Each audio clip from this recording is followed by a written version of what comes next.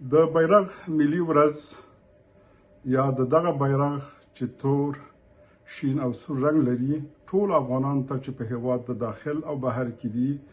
او دغه بیرغ سره مینه لري د بیرغ ورځ دی هغه ته مبارک وي. ولی د بیرغ دا ورځ افغانانو لپاره مهمه ده او ولی افغانان دغه بیرغ سره مینه لري ځکه چې دا بیرغ د افغانستان د اساسي قانون کې د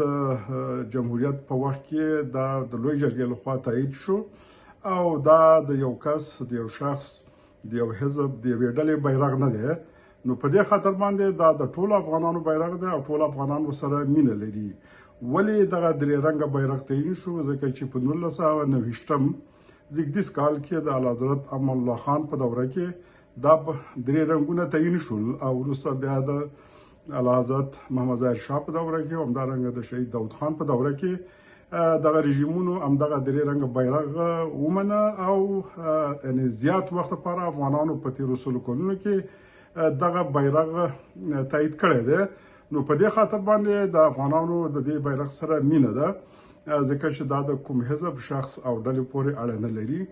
بله مسله دا وه چې کله د استقلال سلمه کلیزه د جمهوریت په وخت کې لمانځل کېدله نو هغه وخت کې جمهور رئیس محمد اشرف غني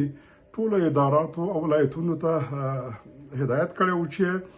د استقلال د سلمې کلیزې په مناسبت باید هر ولایت 100 پروژې تعیین کړي او